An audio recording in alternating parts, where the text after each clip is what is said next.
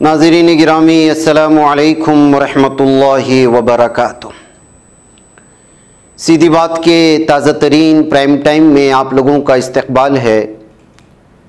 नाज़रीन गिरामी, मैं अंसार अज़ीज़ नदवी इस वक्त आप लोगों के सामने कुछ अहम तरीन ख़बरें, कुछ वायरल वीडियोस और कुछ तनकीदी तज़्ज़िये लेकर के हाज़िर हुआ हूँ। तमहीदी तफसीलात में जाने से पहले आप लोगों से जो दरख्वास्त होती है उस पर तवज्जो करने की अपील करूँगा। नाज़रीन गिरामी, गज़ा की पट्टी की जो सूरत हाल कल बनी थी उसका सिलसिला आज भी 111वें दिन जारी है।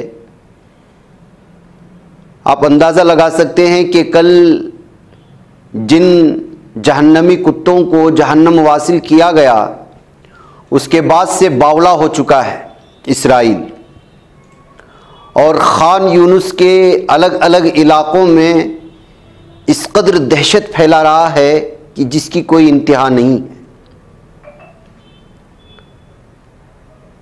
यहाँ तक कि फ़िलिस्तीनी हिलाल अहमर ने कहा है कि खान यूनुस में उसके हेडक्वार्टर के करीब इसराइली बमबारी में उसके कई कारकुनान शहीद हुए और ज़ख्मी हुए।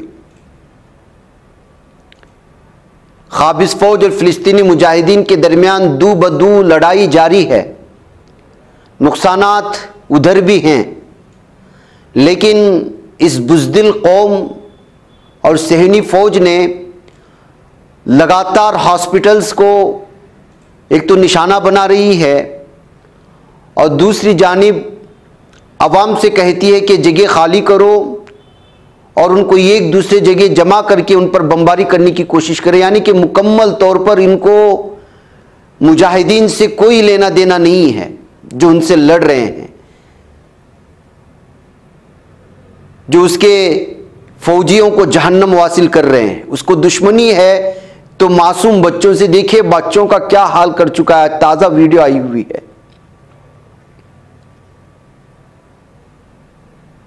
यहाँ के ज़मीनी सतह की सूरत हाल और इनकी भूखमरी की सूरत हाल, और ये सर्दी में बरसात के मौसम में जिस तरह के जिन इलाक़ों में रह रहे हैं उसके कैंपस के देख लीजिए, कैंप के कितने फ़ोटोस आए हुए हैं, क्या सूरत हाल है।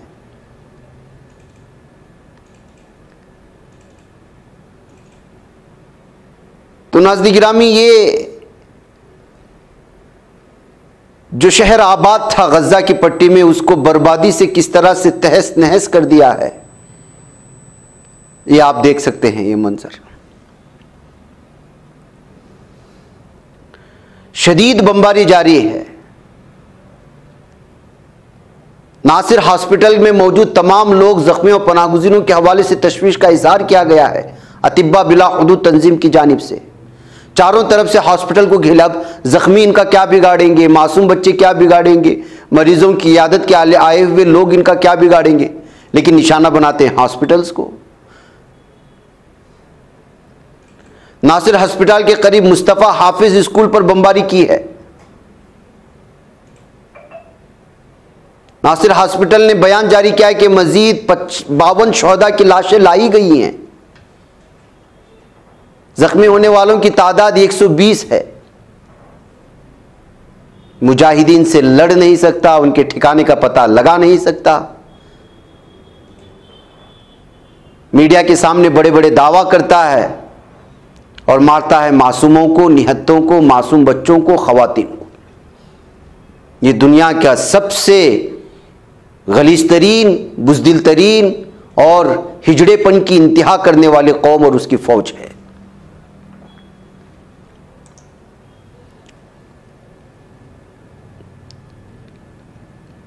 इंसानी हुकूक की तंजीम Euro Mediterranean human rights observatory ने कहा है कि इसराइली क़ाबिज़ फ़ौज ने गज़ा के पट्टी की जुनूब में खान यूनुस के मगरिब में वाक़ अल मवासी में हज़ारों बेघर अफराद को निशाना बनाया, जहां उसने पहले लोगों से महफूज इलाके के तौर पर जाने का मुतालबा किया। ये कहता है कि महफूज जोन है, वहां जाने पर मजबूर करता है, फिर उन पर बमबारी करता है। निहत्ते मुसलमान, अब उस जिस्म के चेथड़े कैसे उड़ते होंगे। बिल्डिंगों पर कर दिया, बिल्डिंगों में दब गए, ये अलग बात है। बराह रास्त इंसानों पर हमला करता है।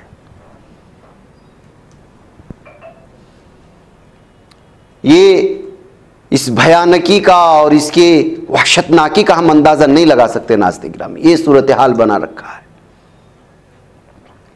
ये सूरत हाल है। आज जो कुछ भी नुकसानात हुए हैं और इधर से उनका जो नुकसान हुआ है उसके जो है मुसद्दिक़ा ज़राए से कुछ तफसीलात नहीं मिली हैं तादाद के एतबार से। अगर मिलेंगी तो अगली इसमें, वरना कल आपके सामने पेश की जाएंगी। अब आइए अगली ख़बरों की जानिब बढ़ते हैं। और अगली खबर, 65 यूक्रेनी जंगी कैदियों को वापस छोड़ने जा रहा रूसी तैयारा हादसे का शिकार हो चुका है। पायलट समेत सभी 74 सवार हलाक होने की खबरें आ रही हैं। आप अंदाज़ा लगा सकते हैं कि यूक्रेन और रूस में जो जंग जारी है उसी की एक दर्दनाक ये खबर है। इस हादसे में पायलट समेत सभी 65 जंगी कैदियों के हलाक होने की खबरें आ रही, यानी सबके सब जंगी कैदी थे जिसको मुंतकिल करने की कोशिश हो रही थी। इसी दरमियान में ये तैयारा जो है हादसे का शिकार बना। उधर नाज़रीन गिरामी, मुस्लिम ममालिक गज़ा में जंगबंदी के मुतालबे के बजाय इसराइल से ताल्लुकात बराह रास्त तोड़ दें, इस बात का मुतालबा अली खामेनेई ने किया है। जी हाँ, ईरानी सुप्रीम लीडर माने जाने वाले खामेनेई ने मुस्लिम ममालिक पर जोर दिया है कि वह ऐसा मुतालबा ना करें जो उनके बस में ही नहीं है, बल्कि इसराइल के इख्तियार में है। मुस्लिम ममालिक वो मुतालबा करें जो उनके अपने कंट्रोल में है। ईरानी खबरसा इदारे इरना के मुताबिक ईरानी सुप्रीम लीडर ने कहा कि मुस्लिम ममालिक के बाज़ मौक़िफ़ और बयानात गलत हैं, जैसा कि उनकी तरफ से गज़ा में सीज़ फायर के हक़ में बयानात हैं। ये बयानात उनके बस में नहीं है, बल्कि सहयूनी रियासत के कंट्रोल में है। अली खामेनेई ने कहा, इसलिए मुस्लिम ममालिक को वो करना चाहिए जो उनके कंट्रोल और इख्तियार में हो सकता है। उनके बकौल मुस्लिम ममालिक के बस में यह है कि इसराइल की रगें काट दें। इस मकसद के लिए इसराइल के साथ अपनी सियासी और इक़्तिसादी ताल्लुकात और मुआहदात को तोड़ डालें और इसराइल की मदद का ज़रिया ना बने, तो इससे जो है उसे बहुत बड़ा नुकसान पहुँच सकता है, जैसा कि यमनी इस वक्त पहुँचा रहे हैं, जिसकी वजह से जो है बहुत बड़ा इक़्तिसादी तौर पर जो है इसराइल को नुकसान पहुंच रहा है। वो इसी बात का मुतालबा कर रहे हैं। अगर आप जंग करते नहीं हैं, अपनी जंगों को भेजते नहीं हैं, कोई बात नहीं है, लेकिन कम से कम अपने अपने मुल्कों में बैठ करके इसराइल से ताल्लुकात तोड़ करके रसूल रसाइल के जितने भी और इंपोर्ट एक्सपोर्ट के रास्ते होते हैं उसको बंद कर देंगे, फ़िज़ाई तौर पर, ज़मीनी तौर पर और बहरी और बर्री तौर पर, तो जाहिर सी बात है कि तनहा पड़ जाएगा इसराइल और उसको किसी भी तरीके से ना हथियार पहुँच पाएंगे, ना जो एक दूसरी चीज़ है। इसलिए कि ये मुनहसर ही करता है इस्लाम ममालिक पर। इस्लामी ममालिक और तुर्की और इस तरह के इलाक़ों से जो है लगातार और हर चीज़ को जो इंपोर्ट एक्सपोर्ट करता है। ऐसी सूरत हाल में अगर इसको रोक दिया जाए तो कितने दिनों तक जंग जारी रख सकेगा। इसी बात का मुतालबा ईरान की जानिब से किया गया है। शायद इस पर गौर करेंगे तो जंग बंदी के लिए मजबूर हो जाएगा। बहरकैफ नाज़रीन गिरामी, आइए अगली खबरों की जानिब बढ़ते हैं। और उधर राम मंदिर की प्राण प्रतिष्ठा पर वो ऐसी का रद्द अमल सामने आया है। अब वो ऐसी क्या करती है आपको मालूम है, वो एक लेटर जारी करती है और अपने अफसोस का इजहार करती है। 50,000 फ़िलिस्तीनी मुसलमान मर जाते हैं गज़ा की पट्टी में, और वो आईसी मुस्लिम अक्सरियती ममालिक की तंजीम, इस्लामी ताउन तंजीम, वो जो है मजम्मत करती है। एक लेटर लिखना है, बस एक कंप्यूटर ऑपरेटर को बिठा दें जो अरबी जानता हो, अच्छा टाइप करने वाला, उससे टाइप करवा दो, एक सील मार दो और उसको जो है सोशल मीडिया में वायरल कर दो, बस काम हो गया। वो ऐसे का। अब इसी तरह राम मंदिर के मामले में भी इन्होंने किया है और कहा है कि जो है 5 सदी पुरानी बाबरी मस्जिद की जगह राम मंदिर की तामीर पर शदीद तशवीश का इजहार है। ऐसा महसूस होता है कि यहाँ की गवर्नमेंट इनकी बात सुन लेगी और जो है बाबरी मस्जिद दोबारा बना के दे देगी। बेवकूफ़ों की दुनिया है। बहरकैफ आइए एक और ख़बर की जानिब पढ़ता हूँ। हम लोग जो है मस्जिदों के बारे में बात करते हैं, बाबरी मस्जिद की बात करते हैं, लेकिन जो इस वक्त हमारे पास मस्जिदें हैं उनकी बहाली का हम लोगों को ख्याल नहीं है। अब पानीपत जाएंगे तो हिंदुस्तान में बाबर की तामीर करदा पहली मस्जिद इस वक्त बदहाली का शिकार है। अगर इसी तरह ये मसाजिद बदहाली का शिकार रहें, गैर आबाद रहें, नमाजें ना हों, तो जाहिर सी बात है कि इस पर बिलखुसूस मखसूस जगहों को देख कर के हिंदुत्व की तंजीमें ला कर के धीरे से मूर्तियाँ रखते हैं। आप याद रखिएगा। जितने भी मशहूर किले हैं, जितनी भी मशहूर मस्जिदें हैं, उसकी पुरानी तस्वीरें उठाएंगे तो वहाँ पे ना मंदिर नज़र आएगा ना किसी भी तरह की चीज़।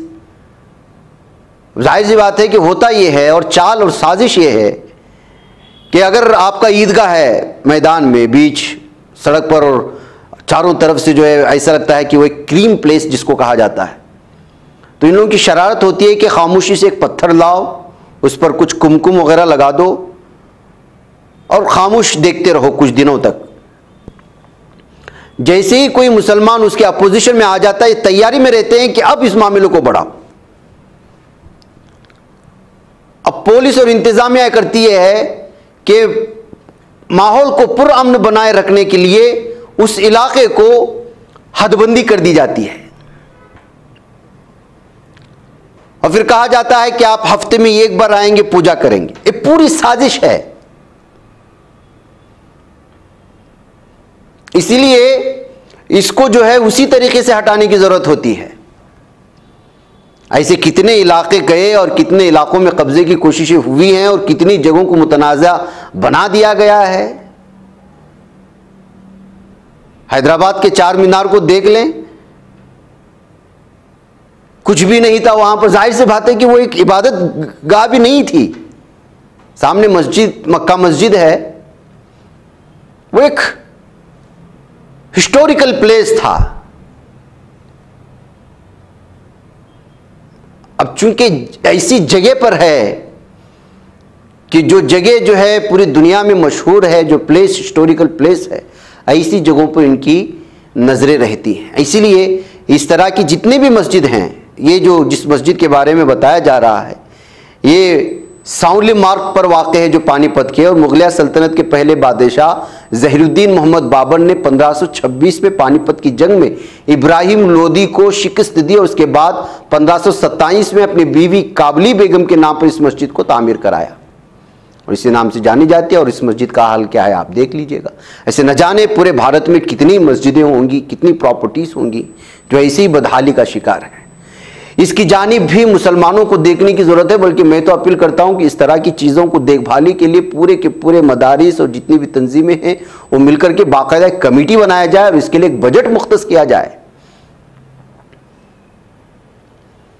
और फिर पूरे भारत में घूमा जाए, उसकी तफसीलात इकट्ठी की जाएं और फिर उसको क्या किया जा सकता है, हुकूमत से किस तरह मदद ली जा सकती है। ये तमाम चीज़ों को सोचेंगे तो जाहिर सी बात है वक्फ बोर्ड तो कुछ कर नहीं रहा। इस तरह की ज़मीनें, इस तरह की चीज़ें तो उनके मातहत में आती हैं और जो मातहत में नहीं है वो तो निकल जाएंगी। जो मातहत में हैं वही अगर सेफ़ नहीं है, महफूज नहीं है, जो मातहत में नहीं है वो कहाँ से सेफ़ रहेंगी, जो गैर आबाद हैं। तो इसलिए अगर आसपास में मुसलमान बस्तियां हैं और मस्जिद नहीं है, नई मस्जिद बनाने के बजाय इन्हीं मसाजिद को आबाद करने की कोशिश हो और आसपास में मुसलमान नहीं है, इस वजह से अजान और ये नहीं हो रही, तो उसको महफूज किस तरह किया जाए उसके बारे में सोचा जाए। ये सारी चीज़ें हैं और ये बारे में हर रियासत के वक्फ बोर्ड के लोगों को सोचना चाहिए जो चुन करके आते हैं। अब मसला ये है कि सब लुटेरे निकलते हैं हर जगह, तो सारी चीज़ें बर्बाद हुई पड़ी हैं। भाई नाज़रीन गिरामी, भारत का अंदरूनी मसला बड़ा ख़तरनाक हो चला है, आप लोगों को मालूम होना चाहिए। इन मसाइल पर पर्दा डाला जा रहा है, राम मंदिर, प्राण प्रतिष्ठा, हिंदू मुस्लिम के नाम पर दंगा करके। मैंने आपको आज मॉर्निंग प्राइम टाइम में बताया था कि मराठा रिजर्वेशन को लेकर के जिस बड़े पैमाने पर एहतिजाज हो रहा है उसकी रत्ती बराबर भी झलक आपको दिखाई नहीं जा रही है। ये देख लीजिएगा कितनी बड़ी तादाद में इस वक्त मराठवाड़ा वाले इलाकों से निकल करके मुंबई की जानिब जाया जा रहा है। कोई मामूली तादाद है जो अपने मुतालबे को लेकर के मुंबई की जानिब बढ़ रही है, लेकिन आप मराठी जो है मराठी ज़बान के चैनल्स उठा करके देख लें, वहाँ के सोशल मीडिया के पेजेस को उठा करके देख लें या नेशनल मीडिया को उठा करके देख लें, वो मीरा रोड की ही बात कर रहा है। मुसलमानों की तस्वीरें दिखा दिखा कर की इस पूरी तस्वीर को दबाने की कोशिश कर रहा है। और दूसरा अहम तरीन चीज़, एक तरफ ये मोर्चा है, दूसरी जानिब जो मोर्चा है भारतीय किसान यूनियन BKU ने MSP मिनिमम सपोर्ट प्राइस समेत कई मुतालबात पर भारत बंद का ऐलान किया है और इत्तला भारतीय किसान यूनियन के कौमी तर्जुमान राकेश टिकैत ने दी है। उन्होंने कहा कि 16 फरवरी को भारत बंद का एहतिमाम किया जाएगा, जिसमें किसान मोर्चा समेत मुतादिद तंजीमें हिस्सा लेंगी। दरियासना उन्होंने 26 जनवरी को ट्रैक्टर मार्च निकालने का भी ऐलान किया है। डकैत ने अपील की कि 26 जनवरी को किसान ट्रैक्टर मार्च करेंगे और 16 फरवरी को खेतों में काम बंद रखा जाएगा। उन्होंने यह भी कहा कि पहले भी जब अमावस होती थी तो किसान एक दिन काम नहीं करते थे। 16 फरवरी किसानों के लिए अमावस है। अगर मुल्क में जरिया हड़ताल होती है तो इससे बड़ा पैगाम जाएगा। तो नाज़रीन गिरामी, जमीनी मसाइल क्या हैं? जमीनी मसाइल ये भी हैं, आप देख लीजिए, बेरोजगारी।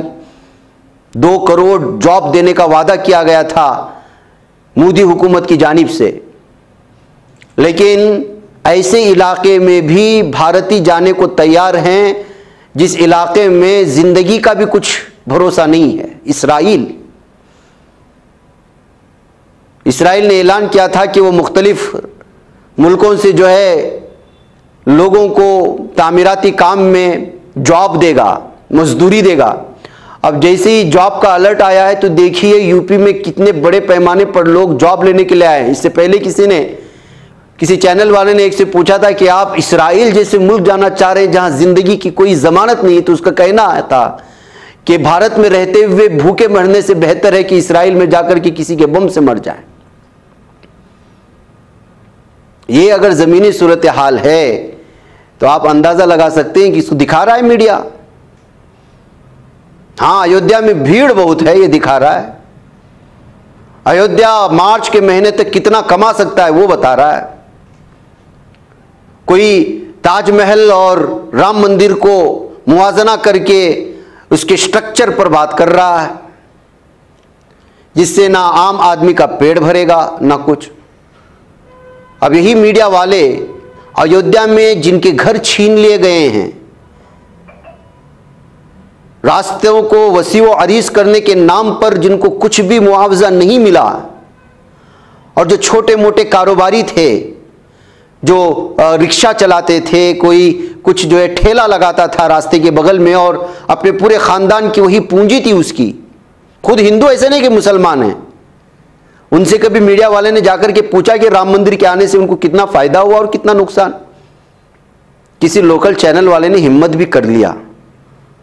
तो जवाब क्या आया है आप खुद देख लें, आपको अंदाजा हो जाएगा। तो आपका नाम क्या है? गुड़िया सैनी। गुड़िया सैनी। तो गुड़िया जी, हमको आप एक बात बताएंगे कि आपको कैसा लग रहा है कि 22 तारीख को उद्घाटन होने वाला है राम मंदिर का? अच्छा लग रहा है। थोड़ा खुल के बताइए कैसे अच्छा लग रहा है भैया। हाँ। आपकी छत से दिखता है मंदिर? नहीं। क्यों? ऊपर से दिखेगा, इधर से। इधर इस वाले से दिखेगा, आपके वाले से नहीं दिखेगा। अच्छा, तो यहाँ पे अभी किस तरह का माहौल है? सुनने में आ रहा है 1 लाख से ज्यादा पब्लिक आने वाली है और ये कहा जा रहा है कि अयोध्या के लोगों का बहुत फायदा होने वाला है। तो आपको ऐसा कुछ नहीं भैया। देखो का हो, जब रास्ता पैर बंद रहेगा, बाहरी पब्लिक सब अंदर आ जाएंगी, तो दुकानें लगने नहीं पाएंगी, तो समस्या तो होगी हम लोगों के लिए। तो दुकानें आप लोग की लग नहीं पा रही क्या? नागेश्वर नाथ पे कहाँ दुकानें लग रही हैं? पहले वहाँ लगती थी? पहले लगती थी, अब नहीं लगने देते हैं। भीड़ तो काफी है, बिक्री नहीं है, आमदनी नहीं है। क्यों? भीड़ है, पब्लिक है, बिक्री नहीं है, ऐसा क्यों? मालूम नहीं कहे ऐसा क्यों। तो अच्छा, एक बात बताइए आप मुझे, टीवी अखबार में ये बताया जा रहा है कि अयोध्या के लोगों को बहुत फायदा हो रहा है, आपको कुछ फायदा हो रहा है? कोई फायदा नहीं, कोई फायदा नहीं, कोई बिल्कुल कुछ भी फायदा नहीं है। कोई बिल्कुल फायदा नहीं है। अब देखो आगे क्या होता है भैया, फायदा है कि नुकसान है। अभी तो वक्त आए तभी तो पता चले, ऐसे क्या बता दिया जाए। अभी रास्ता नहीं दिख रहा है। अरे सुनने में आ रहा है कि ये सड़क भी चौड़ी होगी, ऐसा कुछ आया है क्या प्रपोजल? जहाँ आप बैठी है टूट जाएगा, फिर तो कहाँ तक आ रहा है लाइन? वहां तक। फिर आपका घर कितना बचेगा? घर भी जाएगा। ये घर भी जाएगा? तो फिर कहाँ जाएंगे फिर आप लोग? रामलला जाने कहाँ जाए, उनके मंदिर बंद है, देखा जाए कहाँ जाए भैया, कोई पता नहीं है कहाँ तो जाए। मुआवजा की बात हुई है? कितना मुआवजा दिया? अभी कुछ बात नहीं है, अभी कोई बात नहीं। ये जमीन कैसी है, नाजुल की है कि आपकी? नहीं, ये मंदिर की जमीन है। ये वाली? हाँ, पंचायती माली मंदिर की जमीन है, बिरादरी की। बिरादरी की? आप लोग समाज के मंदिर की? हाँ, समाज की मंदिर। अच्छा, तो फिर तो सरकार कहेगी कि समाज की जमीन है, आपको मुआवजा क्यों दें? उनकी इच्छा दे।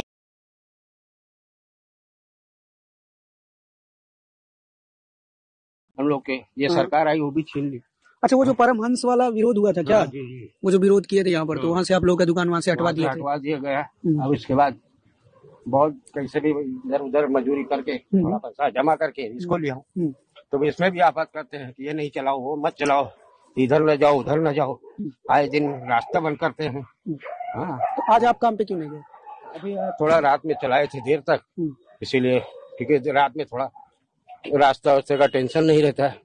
रास्ता थोड़ा रात में खुला रहता तो थोड़ा आराम रहता। दिन में निकलो तो ये लोग चारों तरफ चलाने जहाँ खड़ा करो वहाँ पुलिस वाले चालान काटते हैं, समझे। तो आपको पता है 22 जनवरी को क्या होने वाला है? हाँ, 22 जनवरी को मोदी जी आ रहे हैं मंदिर के उद्घाटन के लिए।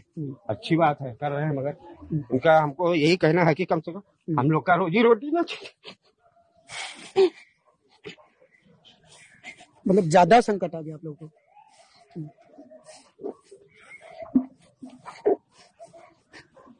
इनका गला भर जा रहा है और देखिए किसी से भी थोड़ी सी बातचीत कर रहे हैं हम लोग तो उनकी स्थिति यही हो रही है। तो क्या क्या परेशानियां आ रही हैं आप लोग को? अरे अब जब आदमी का देखो, मेन मुद्दा ये होता है कि उसकी रोजी रोटी चल, और उसकी रोजी रोटी नहीं चलने देती। दुकान भी बंद करा दी और रिक्शा भी नहीं चल रहा। आए दिन कोई ना कोई आता है, रास्ता बंद करो, इधर मत जाओ उधर ना मत जाओ। अरे आता है एक VIP रोड बनाओ उनके लिए कि वो उधर से आए उधर जाए। बाकी हम हमारे साथ जनता को भी परेशानी होती है इस बात के लिए। अरे आते हैं आए, हमको ये दिक्कत नहीं, मगर VIP आते तो VIP सुविधा थोड़ा देर, जैसा कहा कि हाँ थोड़ा देर एक VIP रोड उनके लिए बना कि उसका सिर्फ VIP आए। और डेली VIP मूवमेंट होता है, उसकी वजह से आप लोग काम नहीं कर पाते हैं ना, रोक दिया जाता है आप लोग। तो वही तो बता रहे हैं कि VIP आते हैं तो VIP के लिए रोड बनाए कि वो उधर से आए, जो उनका कार है वो करें और वहां से निकल जाए, जनता को कोई परेशानी ना उठे, समझे।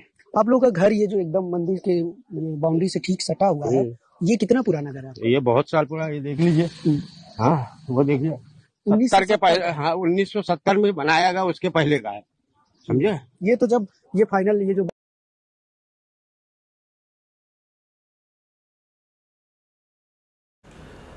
नाज़रीन में आइए अब चलते चलते तमिलनाडु की बात भी कर लेते हैं। धर्मपुरी नेशनल हाईवे पर आज जो है एक ट्रक हाईवे से टकरा करके कार से टकरा गई, जिसके बाद एक बड़े नुकसान की बात कही जा रही है। अभी तक जानी नुकसान कितना हुआ है पता नहीं है, लेकिन लारी पलट करके जो है वो खाई में गिरने के अलग अलग मनाजिर सामने आ रहे हैं। अभी तक इसमें कितना नुकसान हुआ है, क्या हुआ है, यहाँ तक तफसीलात नहीं पहुँची। आज CM ममता बनर्जी, जिसने इंडिया अलायंस से अलहदगी का ऐलान किया और कहा कि मगरबी बंगाल में सिर्फ और सिर्फ TMC अपनी ताकत के बलबूते पर इलेक्शन लड़ेगी, यानी आने वाले आम इंतखाबात, और इंडिया अलायंस से कट होने का जहां ऐलान किया, तो वहीं पर एक खबर भी आई कि आज वो CV आनंदा बोस जो गवर्नर से मुलाकात के लिए जा रही थी, वापसी में जो है कुछ एक कार अचानक उनके कार के सामने आने की वजह से ड्राइवर को ब्रेक लगाना पड़ा और वो जख्मी हुए हैं, सर पर उनकी चोट लगी है। ये बुडवान टू कलकत्ता रोड में जा रहे थे। दरअसल वो वेदर के यानी मौसम की खराबी की वजह से उनका जो हेलीकॉप्टर है वो उड़ान नहीं भर सका था। इस वजह से वो ज़मीनी रास्ते से अपनी कार पर सवार जा रही थी। इस दरमियान में हादसा पेश आने की खबरें सामने आ। नाज़रीन गिरामी, आसाम में जो कुछ राहुल गांधी के खिलाफ हो रहा है वो आप जानते हैं। उनके खिलाफ 25 से ज़ायद केस दर्ज कर लिए जाने और उनके रैलियों को रोकने, उनकी यात्राओं को रोकने और भी बहुत सारी चीज़ों को लेकर की जो हंगामा हो सामने, इसको लेकर के कांग्रेस बहुत नाराज़ है। और नौजवान तबका और कांग्रेस का जो नौजवान जो पीढ़ी है या नौजवान युवा मोर्चा है उन लोगों का, वो लगातार एहतिजाज कर रहा है। ऐसे में कर्नाटक में भी जो है एहतिजाज करने की कोशिश हुई और इस दरमियान में बताया जा रहा है कि इस लीडर के खिलाफ जो है मामला भी दर्ज कर लिया गया है। बहका नाज़रीन में मुझे इजाज़त है, इंशाल्लाह आप लोगों से मुलाकात होगी। अस्सलाम वालेकुम रहमतुल्लाहि व बरकातुहू। बच पाता है कोई सहाफ़ी की निगाहों से, मिलाता है ये लोगों को मोहब्बत की पनाहों से। करम और दर्द मंदी का है एक संसार, सीधी बात अज़ीमत जुर्अतो हिम्मत का है इज़हार, सीधी बात अज़ीमत जुर्अतो हिम्मत का है इजहार सीधी बात। ये चैनल हक निगर बनकर कुचल देता है फितनों को।